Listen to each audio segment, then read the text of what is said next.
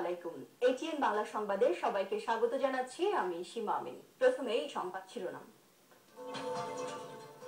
ইলিয়াস আলী নিখোঁজের পেছনে বিদেশি মদদ রয়েছে অভিযোগ বিএনপির। রোববারের হরতালের পর বড় কর্মসূচি দেওয়ার ঘোষণা।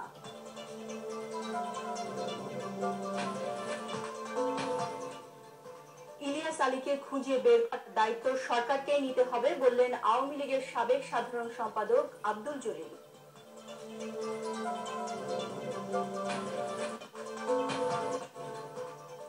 হাজার হাজার কোটি টাকা হাতিয়ে নিয়েও ধরাছোঁয়ার বাইরে যুবকের কর্তা ব্যক্তিরা ডেস্টিনির বিরুদ্ধে ব্যবস্থা নিতে শক্তিশালী কমিশন গঠনের তাগিদ। এবং সামরিক অস্থিরতা তৈরি হতে পারে এমন কাজ থেকে বিরত থাকতে দক্ষিণ এশিয়ার দেশগুলোর প্রতি যুক্তরাষ্ট্রের আহ্বান।